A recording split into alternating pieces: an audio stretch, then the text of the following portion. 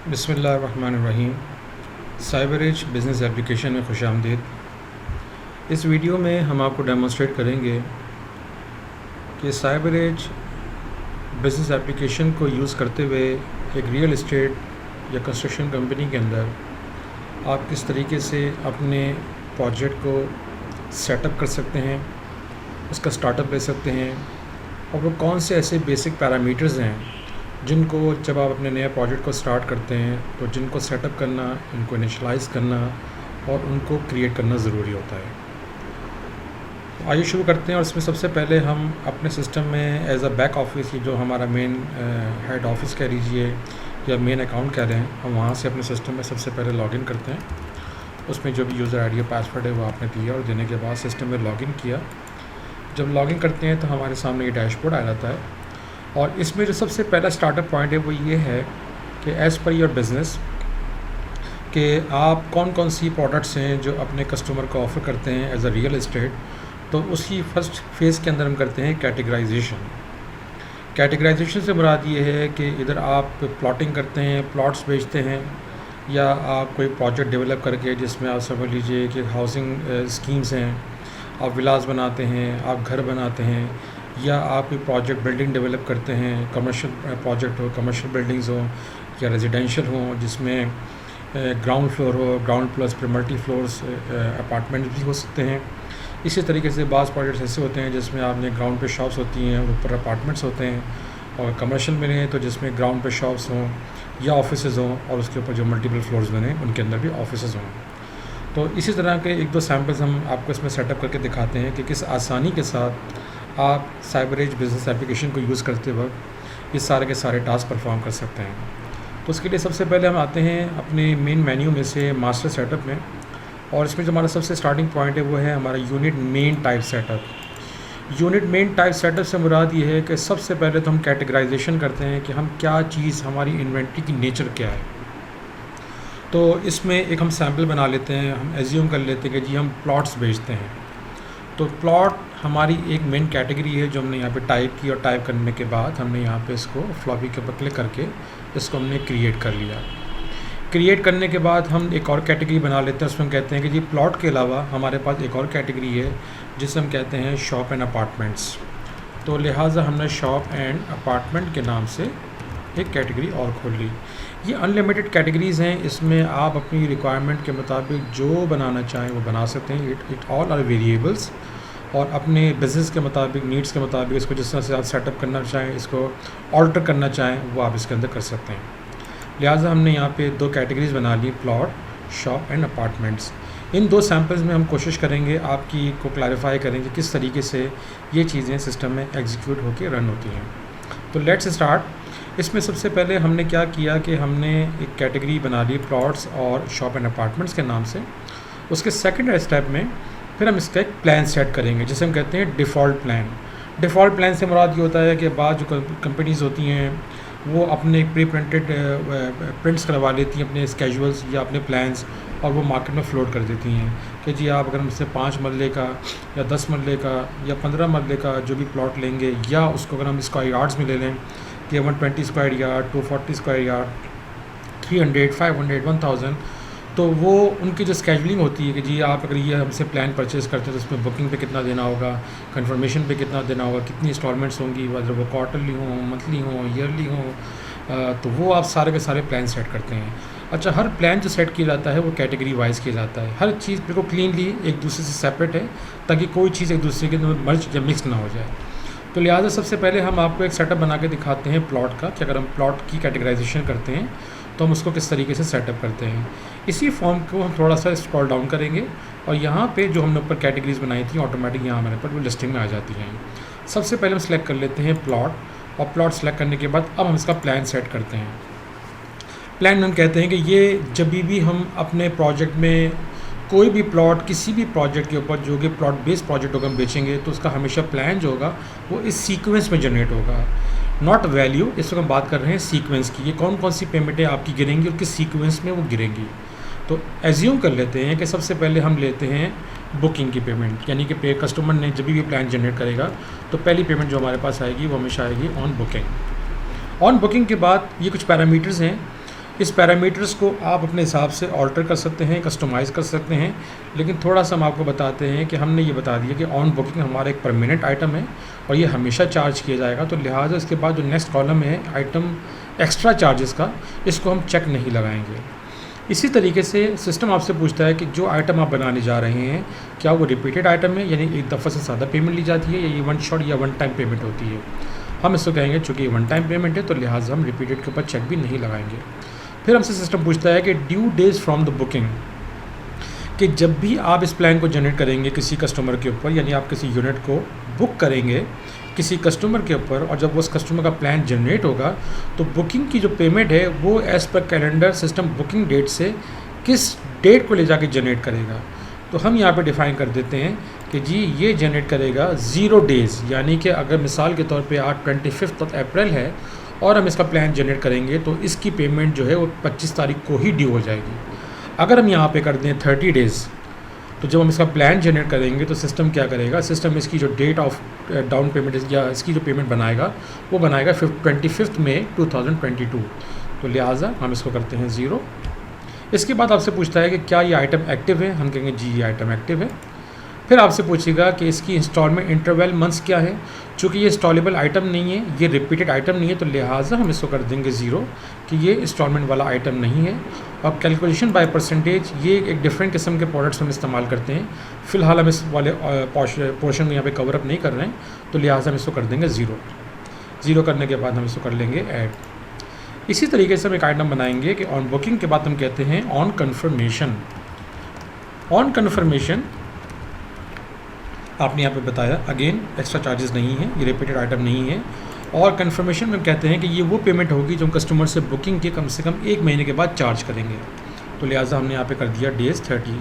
चूँकि days number of days रखने का मकसद ये है कि आप इंतहाई आसानी के साथ अपनी कैलकुलेशन के मुताबिक जो डेज़ आपके पास काउंटिंग वेरिएबल डिफ़ाइन करना आसान है, आप अपने हिसाब से प्लान को जनरेट भी कर सकते हैं और बना भी सकते हैं और उसको सिस्टम में डिफ़ाइन भी कर सकते हैं।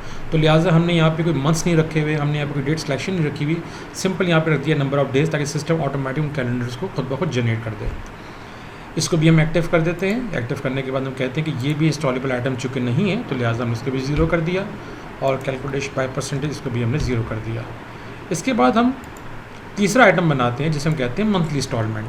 हम बहुत सिंप्लीफाई एक आपको प्लान बना के दिखा रहे हैं। इसमें आप अपनी रिक्वायरमेंट के मुताबिक जो प्लान जिस तरह से बनाना चाहें, इसमें जितनी चीज़ें ऐड करना चाहें, वो सारी की सारी अपनी रिक्वायरमेंट के मुताबिक आप कर सकते हैं। लिहाजा हम सिर्फ कवर करते हैं मंथली इंस्टॉलमेंट।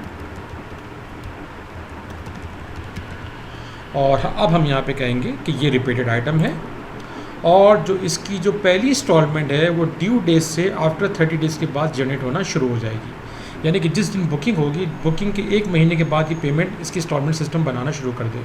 तो लिहाजा हम इससे कहेंगे कि इसकी जो पहली इंस्टॉलमेंट स्टार्ट होगी वो बुकिंग डेज से आफ्टर 30 डेज़ के बाद स्टार्ट होना शुरू होगी। एक्टिव आइटम है और जो इसका काउंटर चलेगा वो चलेगा 1 मंथ काउंटर, यानी कि इसकी जो जब कैलेंडर इसका सिस्टम जनरेट करे तो इसको 1 मंथ के हिसाब से जाके एक महीने के हिसाब से इसके वो इंस्टॉलमेंट जनरेट करेगा। तो लिहाजा हमने इसको कर दिया 1 और अगेन इसको हम कर देंगे 0। इसको भी हमने ऐड कर लिया। फिर हम आते हैं एक और बना लेते हैं जिसे हम कहते हैं क्वार्टरली इंस्टॉलमेंट, और इसको हम कहते हैं ये भी रिपीटेड है और ये हमेशा जनरेट होगा आफ्टर ईच 90 डेज़ के बाद, और इसका जो काउंटर चलेगा वो हर 3 मंथ्स के बाद चलेगा। और इसको भी हम कर देते हैं 0। तो ये हमने अपने प्लॉटिंग सिस्टम का प्लान जनरेट कर दिया। अगेन जैसे हमने अभी शुरू में कहा कि हर कैटेगरी को हमने बिल्कुल क्लीन सेपरेशन के साथ रखा हुआ है, तो हर एक के प्लान भी हमने डिफरेंट यहाँ पे बना सकते हैं। अब हम आते हैं जो हमारी दूसरी कैटेगरी थी shop and apartments. Shop and apartments को हमने लिया तो आपने देखा दोबारा से हमारे पास नीचे डेटा ब्लैंक हो गया क्योंकि इसका भी अब तक प्लान जनरेट नहीं किया हुआ। अगेन वही काम जो हमने पहले अपार्टमेंट्स में किया था, प्लॉट्स में किया था, अब वही काम हम यहाँ पे दोबारा से करेंगे। हम कहेंगे जी ऑन बुकिंग,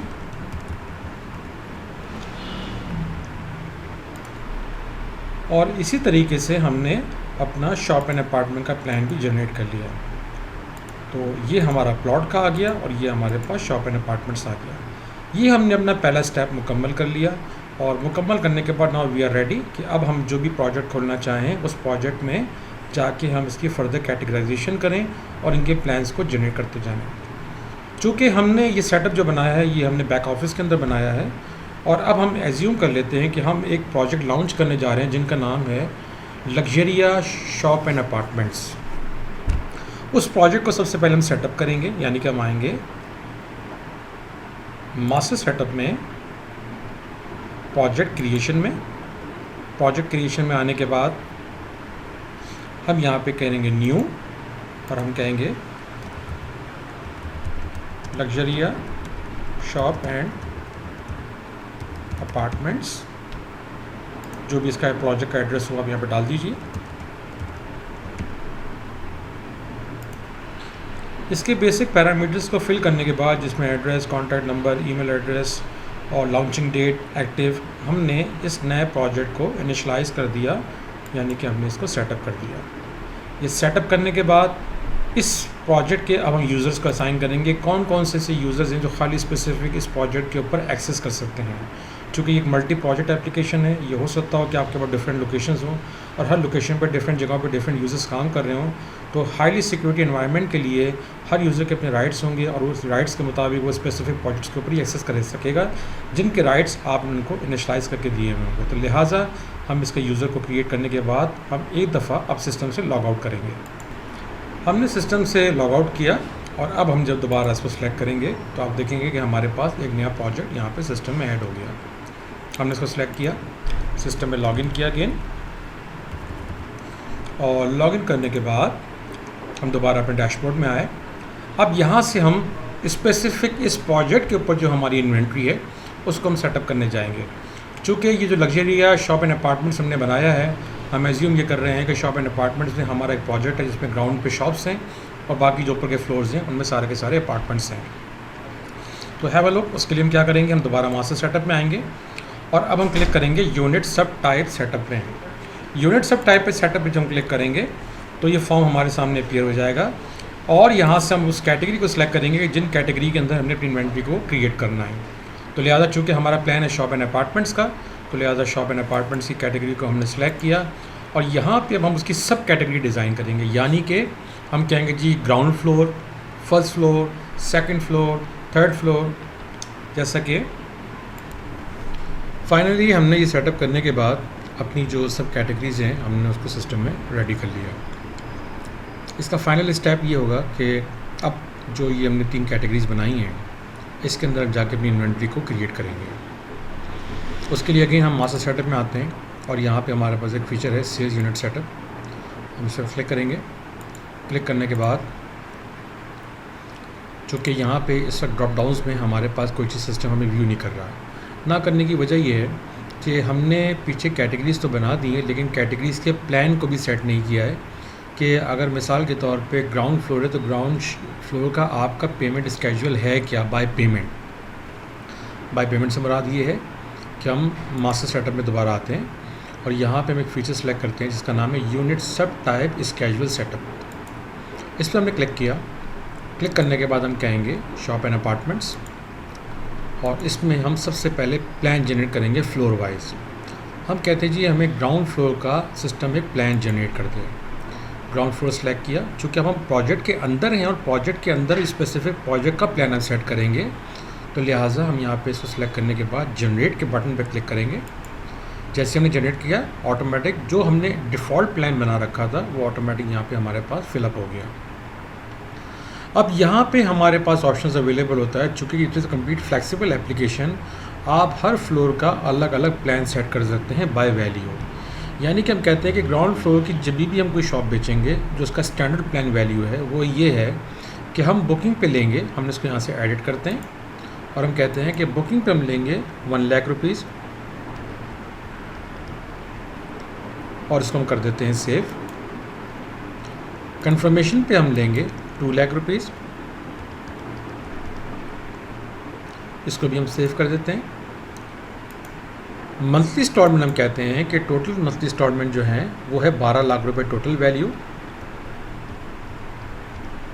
और जो इसकी पर मंथ इंस्टॉलमेंट होगी वो होगी 1,00,000 रुपये, और इसकी जो नंबर ऑफ इंस्टॉलमेंट्स होंगी वो होंगी 12, चूँकि ये रिपीटेड आइटम है। ये प्लान हमने इसका यहाँ पे डाला। इसी तरीके से हम आपको दिखाते हैं एक क्वार्टरली भी। हम कहते हैं ये भी 12 लाख रुपए हैं,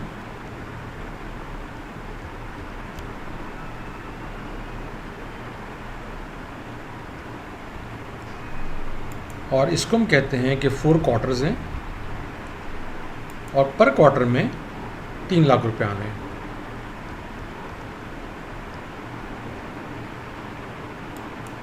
ये हमने सेव कर लिया। इसको हम करेंगे 12 लाख। तो ये प्लान हमने सेट कर दिया अपने ग्राउंड फ्लोर का। इसी तरीके से अगर हम कहते हैं कि जी फर्स्ट फ्लोर है और फर्स्ट फ्लोर पे हमारे पास अपार्टमेंट्स हैं, उसकी वैल्यूज़ कुछ और हैं, तो आप अगेन इसका प्लान जनरेट करेंगे। हम कहेंगे जब भी हम फर्स्ट फ्लोर का कोई भी यूनिट सेल आउट करेंगे अपार्टमेंट, तो उसकी जो बुकिंग पेमेंट है वो फॉर एग्जाम्पल हम कहते हैं 2 लाख रुपये है। इसी तरीके से कंफर्मेशन। इसी तरीके से हमने फर्स्ट फ्लोर का एक प्लान सेट कर दिया, यानी कि ये हमारे पास ग्राउंड फ्लोर का प्लान, यानी कि मंथली इंस्टॉलमेंट 12 लाख रुपए, 12 इंस्टॉलमेंट, और पर मंथ की इंस्टॉलमेंट 1 लाख रुपए। और अगर हम फर्स्ट फ्लोर की बात करें तो फर्स्ट फ्लोर में हमारे पास इंस्टॉलमेंट प्लान में मंथली इंस्टॉलमेंट 24 लाख रुपए टोटल, 12 इंस्टॉलमेंट्स हैं और 2 लाख रुपए पर मंथ इंस्टॉलमेंट है। तो इस तरीके से आप जितने भी अपने यूनिट्स बनाना चाहें, कैटेगरीज, फ्लोर्स, हर फ्लोर का आप अपना अलग अलग प्लान सेट कर सकते हैं। यहाँ पे एक बात बताना ज़रूरी ये है कि ये प्लान सेटअप करने का मतलब ये नहीं है कि आपने इन्हीं रेट पे ऊपर बेचना है।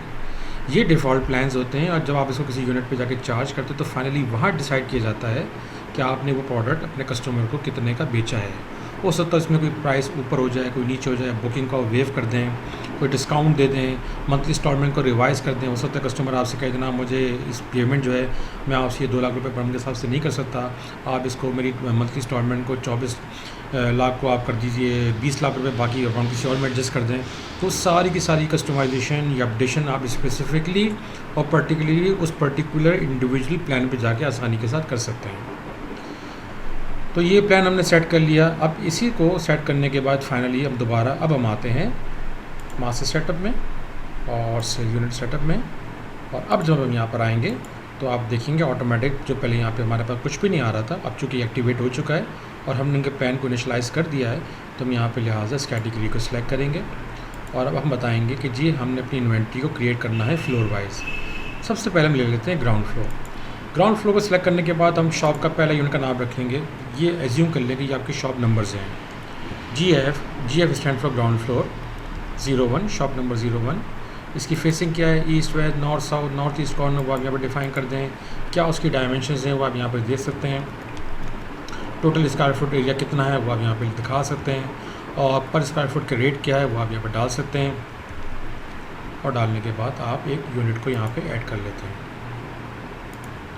इसी तरीके से एक और यूनिट ले लेते हैं, ग्राउंड फ्लोर शॉप नंबर 2।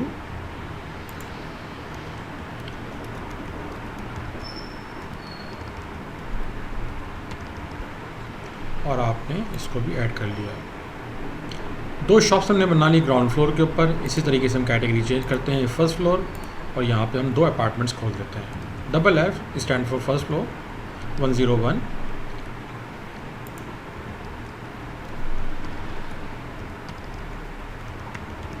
जो भी इसके रेट्स हैं, वैल्यूज़ हैं, वो आप यहाँ पे डाल लीजिए। इसी तरीके से आप एक और यूनिट ले लेते हैं यहाँ पे, इसको हम कर देते हैं 102।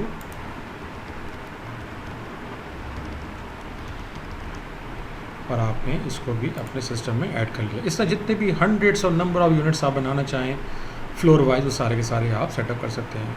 तो ये बेसिकली आपके सिस्टम का मेन स्ट्रक्चर है, जिसके मुताबिक आप किसी भी प्रोजेक्ट को जाके उसकी कैटेगरीज, उसकी सब कैटेगरीज, उसके प्लान्स और उसके अंदर जो जितने भी नंबर ऑफ़ यूनिट्स हैं आप उसको अपने सिस्टम में इंतहाई आसानी के साथ खोल सकते हैं। यहाँ तक कि होमवर्क को मुकम्मल करने के बाद अब हम आपको थोड़ी सी रिपोर्ट दिखाते हैं, पिक्चर दिखाते हैं, ओवरव्यू, कि ये किस तरीके से आपको सिस्टम आपकी इन्वेंट्री रिपोर्टिंग फॉर्म में दिखा रहा होगा। उसके लिए हम सेल्स में आते हैं, और सेल्स में आने के बाद हम रिपोर्ट्स कॉल करते हैं, और रिपोर्ट्स के अंदर हम एक रिपोर्ट कॉल करते हैं जिस रिपोर्ट का नाम है प्रोजेक्ट यूनिट स्टेटस रिपोर्ट। जब इस रिपोर्ट को हम यहाँ से प्रीव्यू करेंगे तो सिस्टम हमें पूरी पिक्चर दिखाएगा आपकी इन्वेंट्री की। यानी कि सिस्टम ये बता रहा है कि लग्जरिया शॉप एंड अपार्टमेंट्स का जो प्रोजेक्ट है इसमें टोटल 4 यूनिट्स आपके पास अवेलेबल हैं। इसको थोड़ा सा हम मैक्सिमाइज़ करते हैं समझने के लिए और इस प्लस के साइन पे हम क्लिक करते हैं।